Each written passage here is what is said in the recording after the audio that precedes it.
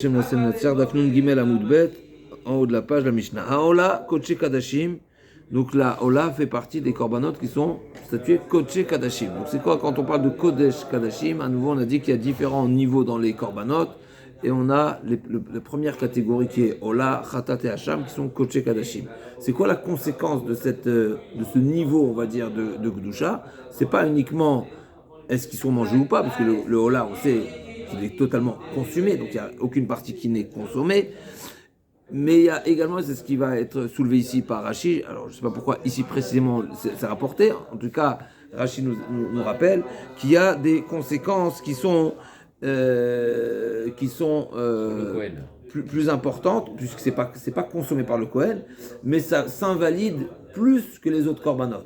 C'est-à-dire, on sait que les Kodesh Kadashim, donc ceux qui, le Khatat, le Ola et le Hacham, ils ne peuvent pas sortir de l'enceinte du Beth Amikdash. Alors qu'un Kodashim Kalim, donc c'est ceux qui sont plus légers, Kal, c'est léger, ouais, donc c'est plus léger, eux, ils peuvent être consommés dans toute la ville, comme le Korban Pessah, comme le Shlamim, les Chalim Bechol Ha'ir, d'accord, ils peuvent être consommés dans toute la ville.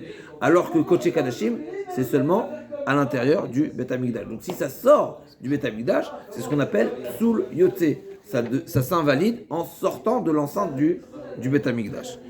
Et deuxièmement, il y a également le din de Meïla et Betvulium, pardon, et il est également invalidé si il a été touché par une personne qui s'est immergée.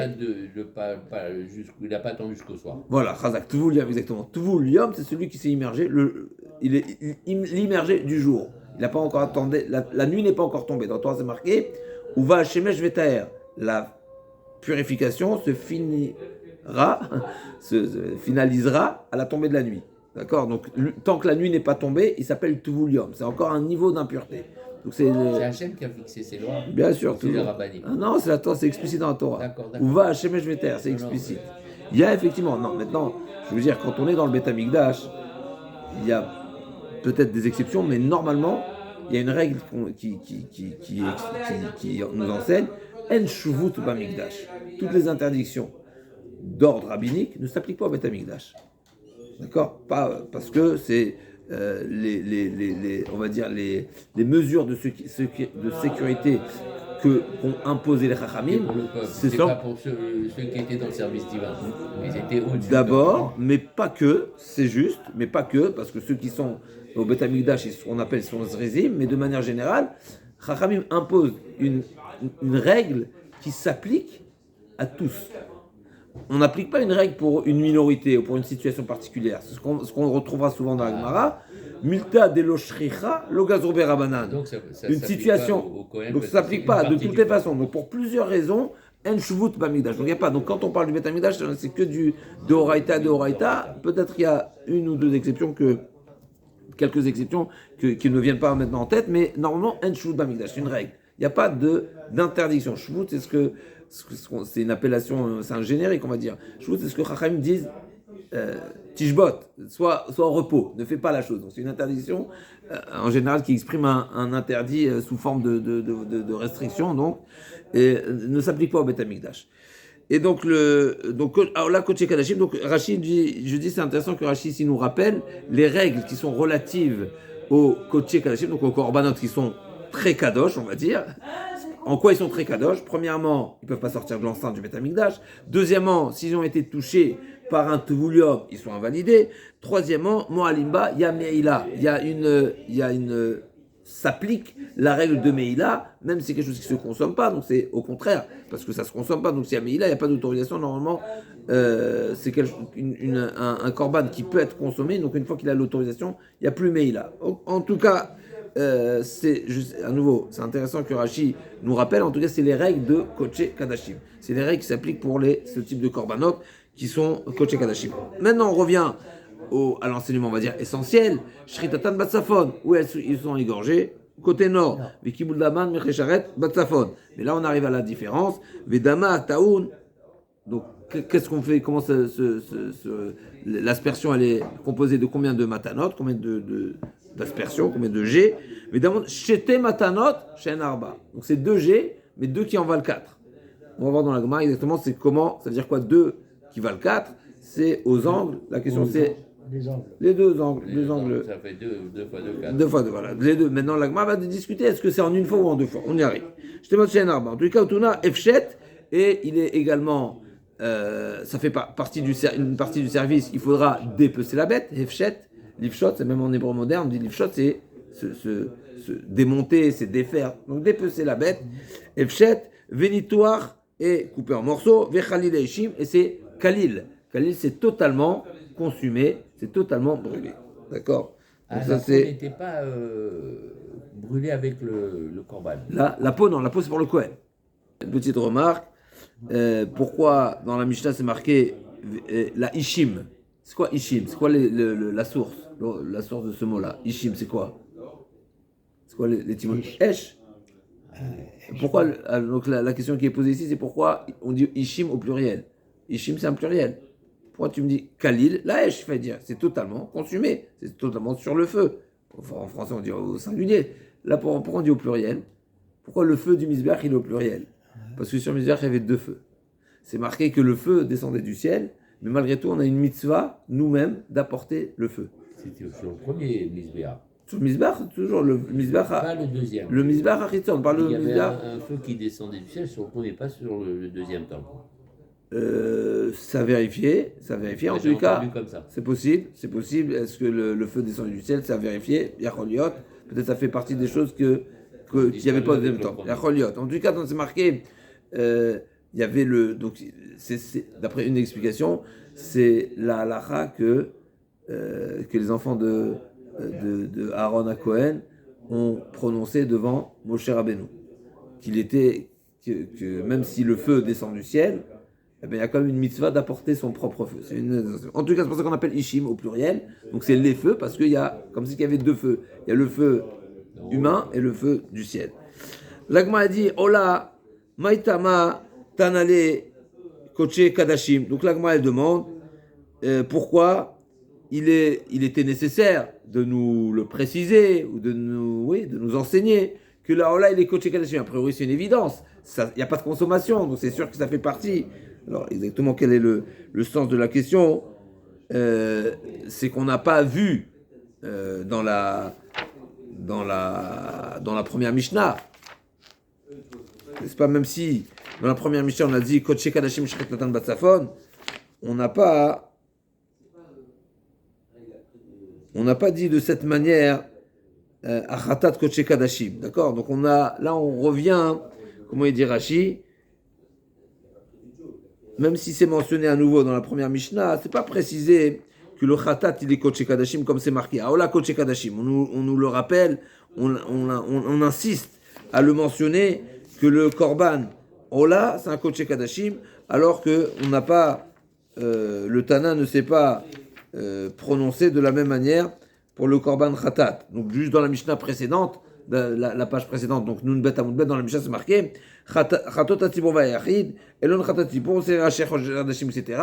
On nous a pas dit que c'est Kodesh Kadashim. Alors, un petit peu intéressant la question de la Gemara, puisque c'est déjà dans l'introduction, au début du Pérec, c'est marqué comme ça, Ezeu Mekoman Shesvachim, on a commencé le Pérec en introduisant où se déroule le service des Korbanot, en nous annonçant qu'on allait commencer par détailler les Korbanot qui sont d'un niveau de Kodesh Kadashim. Et donc on a commencé par le Khatat. Donc le Khatat c'est un Kodesh Kadashim. Peut-être la question, alors à nouveau, le Rashi nous dit, mais ça n'a pas été dit explicitement. Khatat Kodesh Kadashim. Ola Hacham Kodesh Kadashim. C'est marqué Kodesh Kadashim d'une manière générale. Et quand on est rentré dans le détail, on l'a pas rappelé que c'est Kodesh Kadashim. Et là pour la Ola, on nous rappelle, Ola, sache, c'est Kodesh Kadashim. Pourquoi il était important? La Gemara répond. Donc pourquoi le Tana a précisé et a rappelé que la Ola c'est Kodesh Kadashim, donc ça fait partie des korbanot qui sont du haut niveau. Et l'Agma nous dit Mishum deloktiv ba Kodesh Kadashim hi, parce que effectivement, justement, le Tana, à nouveau, on retrouve ici on va dire le contrepoids de ce qu'on pourrait penser. C'est que le Tana ne va pas forcément reprendre les termes de la Torah. Au contraire, ou bien l'ordre de la Torah. Comme on avait dit au début du Pérec, que le Tana a choisi de parler des corbanotes qui sont les plus ridouches. C'est-à-dire que la question de la Gemara, elle était, pourquoi tu commences à nous parler du korban khatat alors que l'enseignement démarre l'origine et même la source et même d'où nous apprenons certains détails du service du korban khatat, c'est de Ola. Donc on commence du Ola. D'accord? Donc il y a un ordre, on va dire, logique. Et la Gemara, qu'est-ce qu'il répond? Non, le Tana, il a choisi justement de ne pas respecter l'ordre de ce qui est explicite, mais au contraire, il va donner un autre ordre. Il va choisir de mettre en première position celui qui est appris, ce qui est le ridouche, c'est celui qui est qu'on appelle ça le ridouche, qui est pas explicite. Là aussi, pareil, le Tana, pourquoi il a choisi de mentionner que le Ola, il est Kodesh Kadashim? C'est parce que dans la Torah, c'est explicite pour les autres korbanot qui sont Kodesh Kadashim. Alors, il n'était pas besoin de le mentionner, de le préciser, de le dire explicitement. On le sait. Tu ouvres les textes, on est censé connaître la Torah par cœur. Donc, la Torah, c'est explicite que dans la Torah, elle a attribué le statut de Kodesh Kadashim pour le Khatat et pour le Hacham, alors que pour le Ola, non. Alors que, n'est-ce pas, ça doit être l'inverse. Mais on voit, et donc c'est pour ça que le Tana, il te rappelle, sache, la Ola, elle est bien Kodesh Kadashim, mais elle rentre dans la même catégorie, et donc, automatiquement, les conséquences, comme on a dit, et Psoul Yotze, donc ça s'invalide dès le moment où ça sort des parois de l'enceinte du Beth Amikdash, et le toucher par le Toulium, et il y a Meïla également, donc c'est d'Alachot parce que justement elle n'est pas mentionnée dans le Pasuk. Il y a Meïla, c'est quoi? Meïla, c'est tirer profit tirer profit de quelque chose qui est réservé au Beth Amikdash. Alors que les autres korbanot, du fait qu'ils ont une autorisation à être consommés, il n'y a pas Meïla, parce qu'on a une autorisation. À nouveau, il y a des détails, mais en gros, okay. Vedama Taoun, deuxième partie, donc on s'est arrêté sur la première précision de la Mishnah. Aola Kodesh Kadashim. Deuxième précision, là on rentre déjà dans le service. Donc Shredal Batsafon Vekibul Damer Batsafon, ça c'est explicite, comme on a dit dans le Korban Khatat. Le Korban Khatat, on apprend de Korban Ola, mais Korban Ola c'est explicite. Et donc ça on n'a pas besoin de le détailler. Ce qu'on a besoin de détailler, c'est les matanot. Donc c'est le nombre d'aspersions et de quelle manière. Donc la Gemara a dit Damataon Shete Matanot Shenarba, Echiavid, comment il procédait? Amarav Noten Vechoser Venoten. Donc il fait en deux fois. C'est deux angles, mais sur chacun des angles, il y a deux côtés. Donc on a l'arête et on a les deux côtés. Donc c'est en deux fois sur chaque angle. Mais ça veut dire qu'il était positionné à deux endroits. Shtaim Shen Arba, à chaque fois, les deux jets qu'il fallait faire, ils étaient en réalité deux fois deux. Et là, il n'y avait pas de question de en haut, en bas de ceinture, non, c'était en haut de la. Alors, pour l'instant, on ne parle pas de la ceinture, on va voir. Le Ola, c'est en dessous de la ceinture. Dans les angles, on revient. Alors, voilà, Khazak. Alors là, on parle tout à l'heure, on va parler du off. Là, pour l'instant, on parle de la BMA. Donc, pour l'instant, on parle de la BMA, le bétail. Ah non, mais oui, d'accord. Après, on va parler de la volaille. J'ai répondu à ma question, parce que je pensais que c'était que sur les côtés qu'il y avait cette ceinture. Dans les angles. Non, c'est tout autour. Ah oui, tout autour. Oui, Khazak, oui. Ouais, probablement, ouais. C'est tout autour. Tout autour, la ceinture. Ça concerne aussi les angles, cette ceinture. A priori, ouais. Et on va revoir, mais ouais. Oui, de toutes les façons, même s'il n'y a pas la ceinture, même s'il n'y avait pas la ceinture concrètement, c'est un niveau. C'est un niveau de délimitation. Voilà, de limitation, Khazak, oui. Donc, Amara Noten, Vechoser, Venoten, ou Shmuel Amar, Matana Achat Kemin Gam Noten. Donc, c'est comme la Gamma. Gamma en Gimel. En grec, le Gamma. Donc c'est en angle, d'accord? Donc il fait, d'après Rav, c'est en deux fois. D'après Shmuel, non, c'est en une fois. En une fois, il fait sur les deux angles. Il fait un angle, avec le sang. Voilà, ok. Et donc de manière, donc c'est un mouvement, c'est un geste, c'est une aspersion, c'est un jet. Et la Gemara va amener, a priori, un appui, un soutien, ou c'est même une forme de question des fois. L'Agmara dit Ketanae. A priori, cette discussion qui est entre Rav et Shmuel, c'est intéressant. Des fois, l'Agmara en fait une objection, des fois, l'Agmara amène ça en soutien. Parce que quand c'est une braïta, c'est pas forcément c'est pas forcément explicite, mais en tous les cas, donc l'Agmara, elle pose pas toujours la question. Des fois, l'Agmara en fait une question, des fois, pas forcément. En tous les cas, l'Agmara dit, a priori, cette discussion qu'il y a entre Rav et Shmuel, c'est la première des générations, c'est Rav. C'est la première génération qui font partie des Amoraïm. Donc on a l'époque de la Mishnah, des Tanaïm, et l'époque de la Gemara. La Gemara, c'est Amoraïm. Rav, il est la génération charnière, intermédiaire entre les deux. C'est pour ça que des fois, c'est pour ça qu'on accepte des fois, quand on a une objection sur Rav à laquelle on ne trouve pas de réponse, on tolère, on accepte que Rav puisse être en désaccord même avec les Tanaïm, ce qu'on ne fait pas pour les autres. Il y a d'autres Amoraïm qui sont du niveau de Rav, du niveau en tout cas pour lesquels on applique cette, on va dire cette dérogation, cette règle qui est exceptionnelle, mais c'est pas une réponse qu'on choisira de donner en première position. En tous les cas, donc Rav et Shmuel, donc quand l'Agma nous dit Ketanae, ça peut faire, des fois c'est en forme de question. L'Agma, si c'est en forme de question, on leur dit Lima Ketanae ou Biplukta, ça dépend comment l'Agma s'exprime. Donc là, Ketanae, donc l'Agma va amener une preuve que cette discussion-là a déjà été évoquée par des Tanaïm. Comme c'est marqué dans le Passouk c'est marqué comme ça, Veikrivu, juste pour apporter sur quoi ils sont en discussion, avant de le voir dans les mots, c'est marqué dans le Passouk, Veikrivu, Bene Aaron, Akol Metadam, Vezarcho et Adam, Alizber Saviv, Asher Petach Oel Moed. Donc les Veikrivu, Vezarcho et Adam, Alizber Saviv, Asher Petach Oel Moed.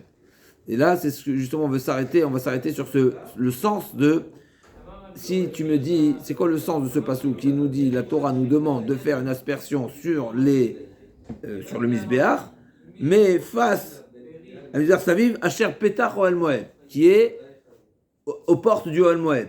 Mais pas tout est à la porte du Oel Moed.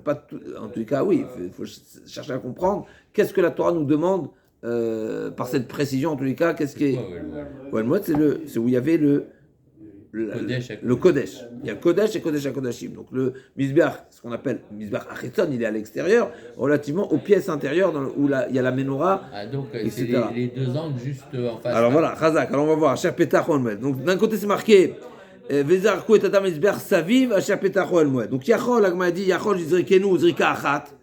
Donc peut-être, si on traduit le Vezarku et Adam, c'est marqué dans le Passouk, Asher Petach Moed, c'est marqué Vezarku et Adam, à la Misbeach. On jettera le sang, on aspergera le sang à la misbéach sur le misbéach. Asher Petach Oel Moed, donc a priori, une fois, une aspersion. Il n'y a pas nécessaire de plus. Talmud Lomar, Saviv. Non, mais c'est marqué autour. Donc c'est déjà pas une seule donation, c'est au moins deux aspersions. Parce que tu me dis qu'il faut autour du misbéach. Donc ça veut dire qu'il faut contourner le misbéach, ça veut dire que c'est pas une seule fois, c'est aussi autour. La Gemara dit Isaviv. Alors peut-être, Yachol Akifenu Kechut. Peut-être qu'il faudra faire une aspersion, on va dire continue, qui fait toute la ceinture du misbéach. Mais ça ferait 4 angles. Ouais, Talmud Lomar, Vezarku. Et donc, a priori, il y a une. Ça ferait qu'une aspersion sur 4 angles. Ouais, en tous les cas, oui, mais en tout cas, ça touchera les quatre. Oui, effectivement, Chazak. Alors c'est justement la question. La question, c'est de savoir, c'est quoi le sens d'un côté, tu me dis Vezarku, donc c'est au singulier. D'un côté, tu me dis Saviv, donc ça me laisse entendre tout autour. Et donc forcément, on va composer la synthèse des deux. Qu'est-ce que ça va nous donner? Talmud Lomar Vezariku Haketzad Kemin Gam Shete Matanot Shen Arba. Donc on va faire la synthèse des deux. C'est pas tout le tour, mais c'est deux angles. Donc à chaque fois, on va faire un angle de manière à accomplir le Saviv, parce que j'ai touché les 4 coins. Et d'un autre côté, chaque donation est unique. Donc j'ai fait des donations uniques qui me font les 4 coins. Mais c'est en 2 fois, bien sûr. En 2 fois, mais c'est pas en 4 fois. Donc ça, c'est la première position. Donc ça rejoint Shmuel. Shmuel qui nous a dit que c'est en angle, c'est-à-dire qu'il y a c'est par donation unique, mais en une donation, j'ai fait un angle. Donc j'ai fait le Saviv. Chaque donation, c'est une donation angulaire. Donc j'ai touché. Donc c'est des donations des aspersions qui contournent. C'est pas une seule aspersion. Si je fais en 2 fois, ben chaque aspersion, elle est unique, elle a un côté. Si je fais une aspersion d'angle, ça fait une aspersion savive, qui contourne.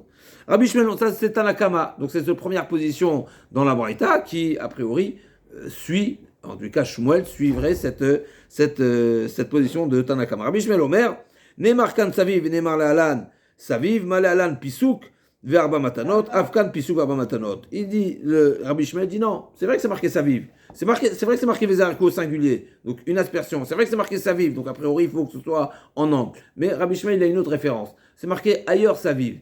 Donc j'ai une information dans un autre korban, en tout cas dans une autre pratique où c'est marqué que Moshe Rabbeinu dans les mots Veishrat veikach Moshe et Adam viten karot hamizbeach saviv.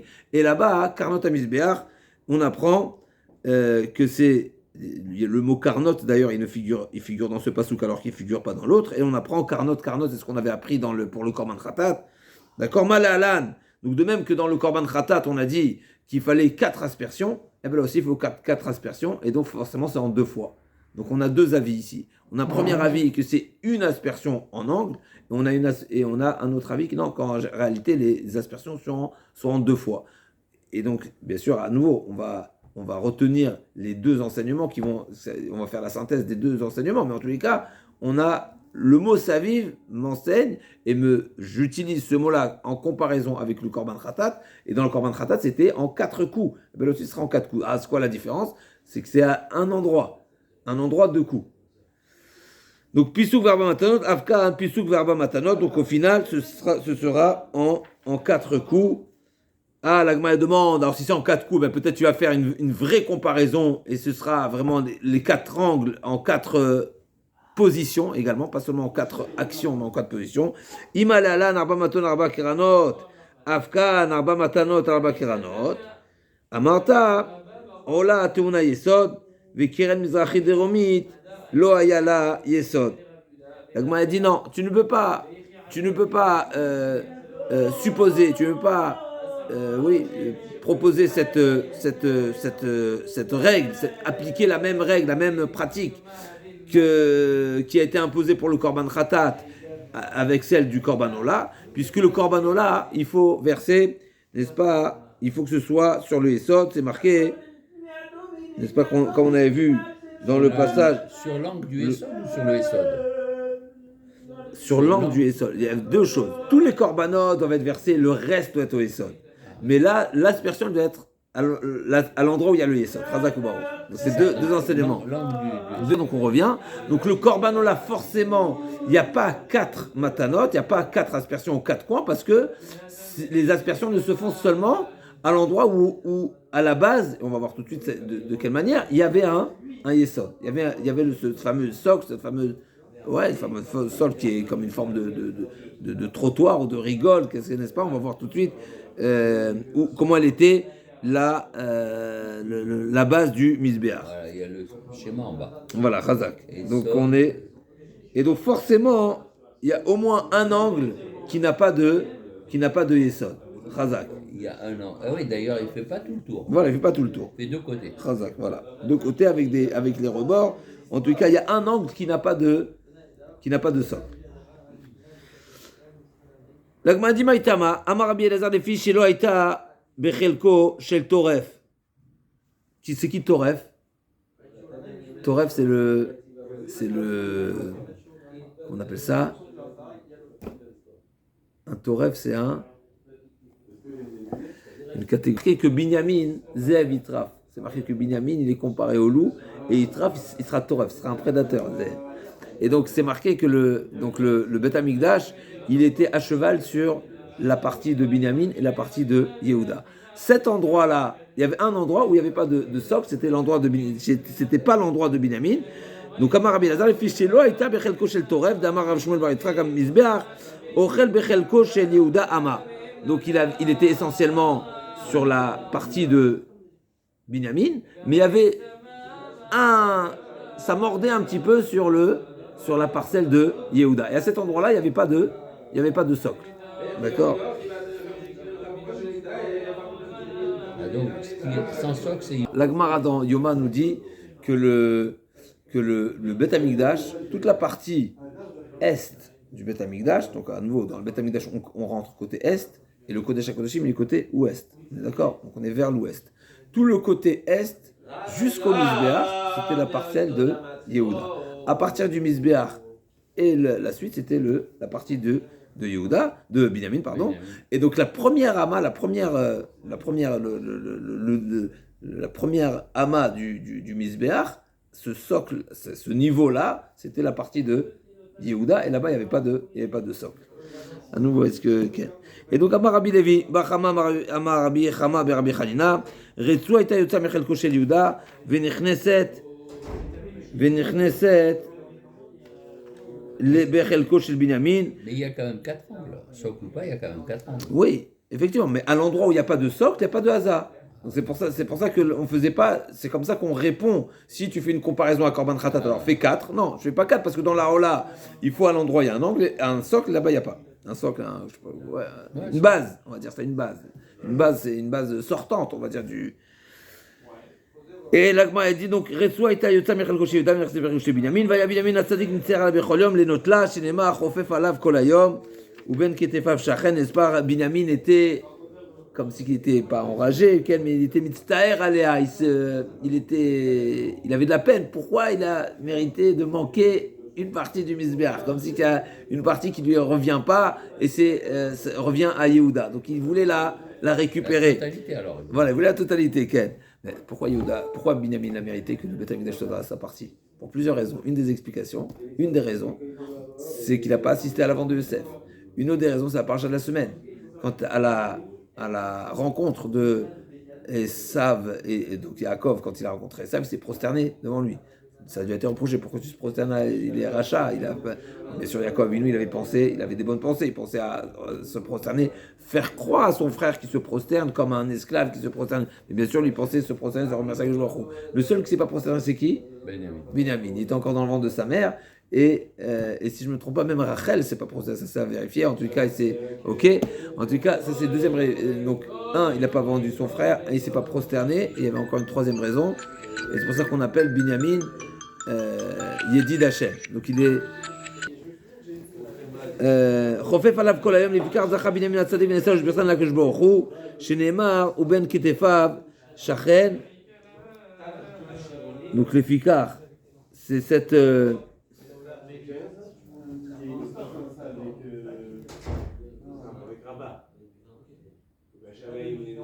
donc c'est justement par ce mérite de perdre, on va dire, de ne pas mériter à ce que tout le Mizbeach soit sur sa partie, c'est ce qui lui a donné le mérite que le Kodesh HaKodashim soit dans sa partie. Donc vraiment incroyable, comme quoi la volonté, le désir d'une personne peut lui donner des mérites. Donc, comme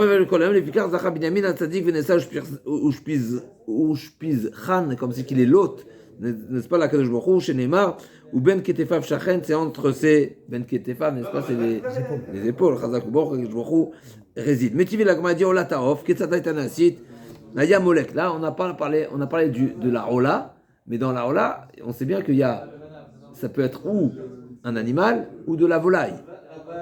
D'accord? Donc c'est ou du bétail ou de la volaille. Et c'est marqué pour la volaille que Tataïtanasit. Donc Ayamolek et Drosha. Donc c'est quoi la Mélika? La Mélika, c'est la manière de dégorger la volaille, c'est avec le pouce. D'accord? Donc c'est avec l'ongle, c'est pas avec un couteau. Ayamolek et Drosha, Mimoul en pas ou Mavdil. Donc il était Moula Oref, donc face à la nuque, ou Mavdil, et il coupe totalement, d'accord, il sépare, ou Mematse Dama Alkir Amizbeach.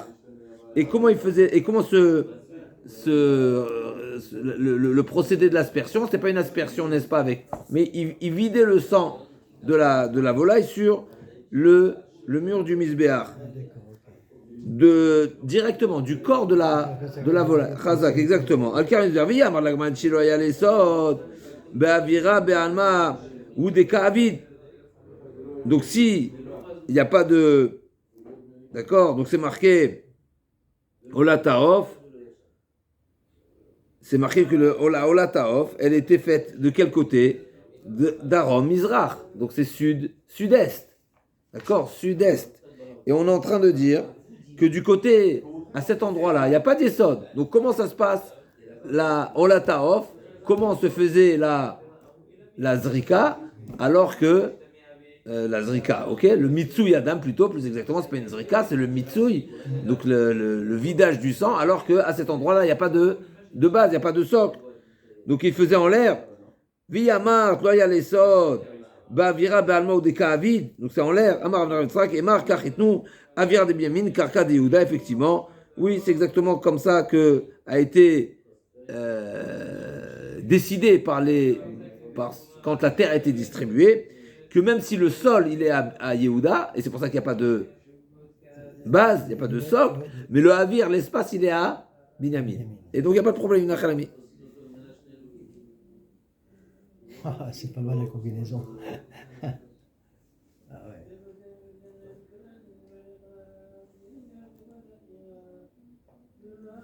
Et donc il y avait comme un petit rebord, effectivement, le sol. Donc il y avait comme une blita ktana pour recevoir, pour réceptionner le sang. Donc effectivement, ça n'arrivait pas au sol. Le sol, il n'y avait pas de socle. Le socle, c'est la base, on va dire, c'est à Yehuda. Mais il y avait comme une petite comme une étagère, n'est-ce pas, comme un petit rebord pour que le sang puisse se déposer là-bas. Là, on a dit, métivé quelques lignes.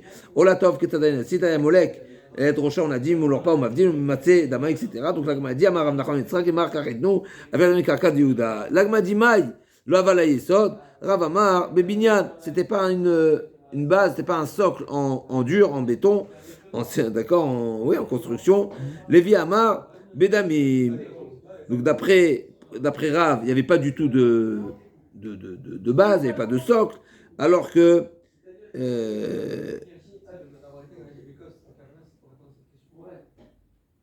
il n'y avait pas alors que d'après Lévi, c'est pas qu'il n'y avait pas, mais il n'y avait pas de quoi réceptionner, de quoi asperger le sang dessus. Rav Metargem Be'achasante Yidbe Madbecha. D'accord, donc le Rav, c'est quoi la source de Rav? Rav, il dit que Rav qui dit qu'il n'y avait pas c'était pas un socle, une base qui était faite en construction. Comment il traduit le pasuk? Binyamin Ze'ev Itraf. C'est quoi le Be'achasante Yitbene Madbecha? C'est dans sa partie, dans son territoire, dans son héritage, que sera construit le Misbéach. Et donc, d'ici, on apprend que le Misbéach, il est construit uniquement sur le territoire de Binyamin.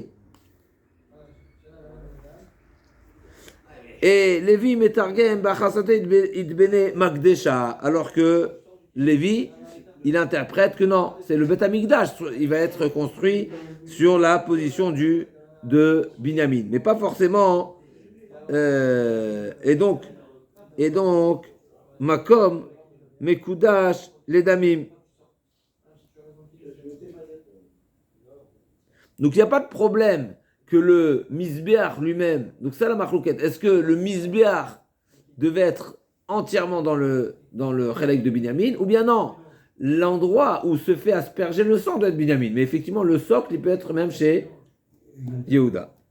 Tashma, Aïsod Aïmalach Penekol Atafon Penekol Amarav, et Ochel Badarom Ama Achat, Uba Mizrach Ama Achat, Ma Yochel Nami Bedamim. Là aussi c'est seulement, ça ne veut pas dire forcément qu'il y avait un socle, mais seulement Bedamim, donc c'est pas en opposition, ça peut, comme ça Lévi répondra. Tashma, Amizbech Hashushim Ushtaim, היה שלום שתיים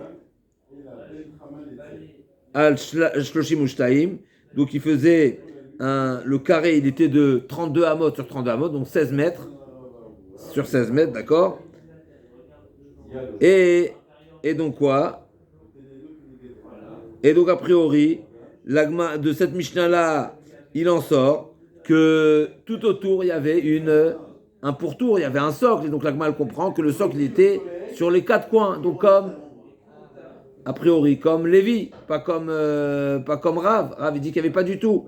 L'agma dit Achamaskinan minatzad. Inachami c'est seulement, il n'y a pas forcément les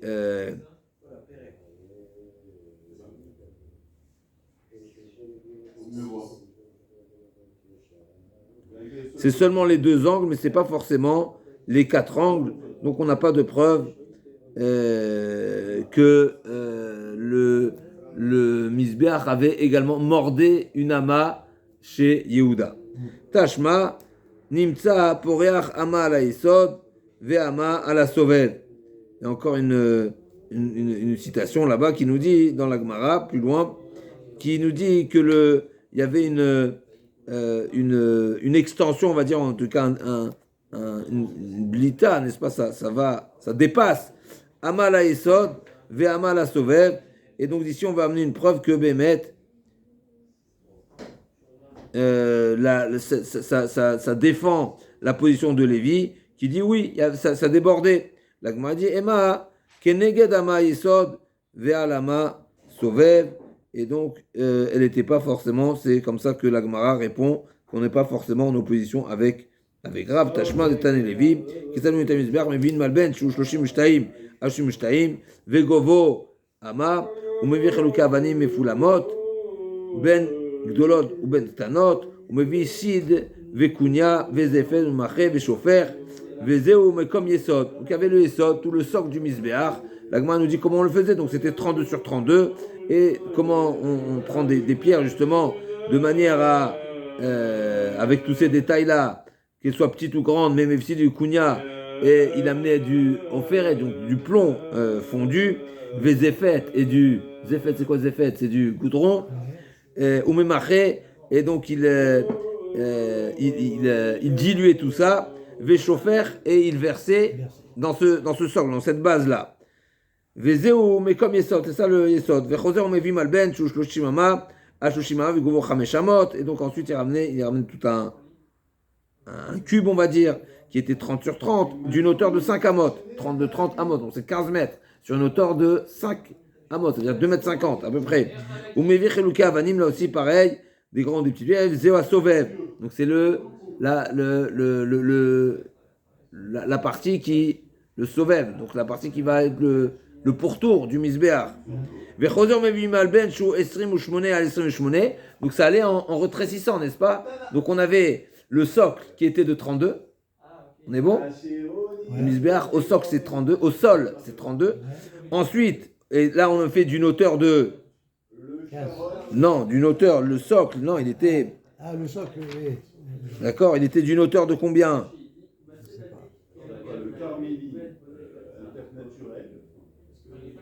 Misbeach Ken, Nimsa pour Hama les Sod Ama Sovev.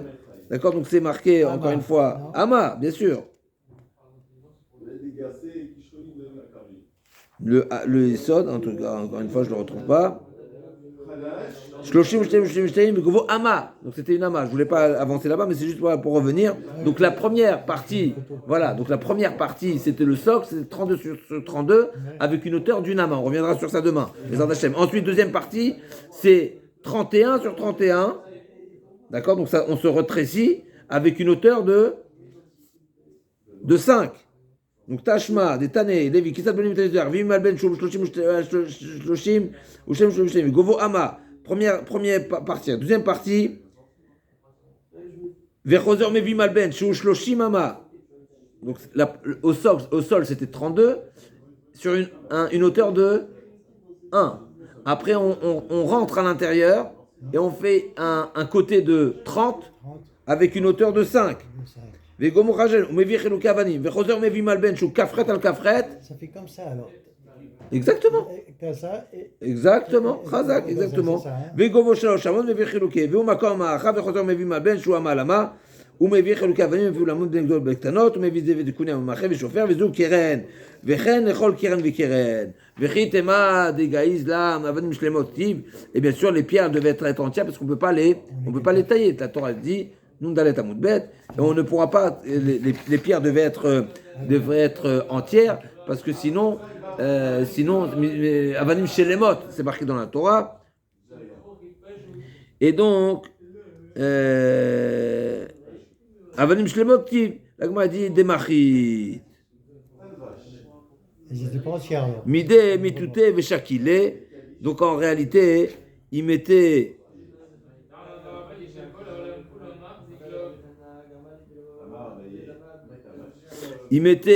quand il moulait, on va dire, le yesod, il mettait un bout de bois qui complète ce carré, et après, une fois que ça sèche, on le retirait. Et donc, effectivement, Veshakile deluté mari, Adam Aravkana vanim shel kranot, chalulot, ayou dirti, umalu kimizrak kizaviot mizbeach, chanami avanim shlemot amarachamana, et la demachit, midé mitouté, Veshakila, chanami demachit mitouté, Veshakile. Donc, l'agma dit de même que les angles au-dessus du mizbeach, n'est-ce pas, c'était creux. Comment tu fais du creux? Forcément, tu le remplis avec un bois, et ensuite donc tu formes autour, et après tu le retires de manière à former ce creux. Donc là aussi, pareil pour le yesod. On vient à ça, Bezrat Hashem, demain,